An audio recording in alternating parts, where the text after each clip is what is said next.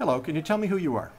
I'm Gary Sondermeyer. I'm Vice President of Operations at the Bayshore Recycling Company in Woodbridge Township, New Jersey. You're also a member of ANJR, the Association of New Jersey Recyclers, which today unveiled a white paper that calls for the recycling of food waste in New Jersey. Yes. Why did ANJR see a need for this, and what type of legislation are we looking at here? Are they advocating? Recycling in New Jersey has been in place for 26 years, mandatory. We're the first state in the country to have mandatory recycling, and we set goals to reach a 50% recycling rate, and we've reached about a 40% rate. So the programs have been very, very successful, but we're not quite there. And really the next generation to make it to that 50% goal really is what's left in the garbage can, and it's largely food waste. What percentage would you say is left in the garbage can, that's food waste right now? The composition studies that have been done to look at that estimate about 25%. So there's a lot of food waste that's left in our garbage can, and that's what we want to harvest for recycling. Okay. And this is not, it sounds like a new concept, but actually this was done a long time ago. Right? It's a concept that goes back generations, really, and especially in South Jersey, with the separation of food waste at the curb that would actually go to pig farms throughout southern New Jersey many years back. I remember growing up as a young man in Philadelphia, and we had a small galvanized can, and our food waste went into that, and that went to the pig farmers. So. That's exactly right. And in North Jersey, Secaucus was actually the pig capital of North Jersey and had high-rise pig farms. Wow. Okay. So the legislation that ANJR will be advocating, it's going to apply to everyone? Is every household going to be forced to recycle their food waste?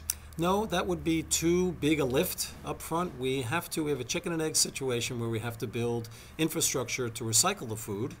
And the thought was to start with the large generators, which would be any entity that would generate more than 2 tons per week or 104 tons per year.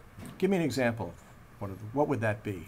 It'd be large supermarkets, could be colleges and universities and the campuses, could be hospitals, could even be some very large diners, food processing facilities, and the like. How about schools? Would they be considered as a possibility? Possibly, probably not enough generation, but certainly at the university level, like Rutgers, being the state university with 50, 60,000 students, would certainly be covered. And it's not yet really clear how many others, but probably Kane University, perhaps even Princeton, but probably not down to the high school level. Okay. Now, there might be a concern among some of these folks who would be covered and be required to recycle their food waste that is going to cost them. There's going to be some new added cost over what they pay right now for the disposal of this material. How do you address that?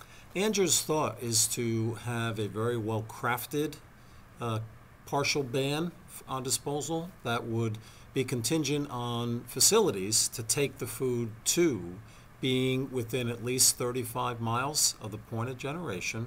And a provision would be that the generator wouldn't have to separate the food unless the cost to go to that place was less than what they're currently paying for disposal at a landfill, a transfer station, or an incinerator. So the goal is to make sure that the large generators of food who would be covered will in fact save money.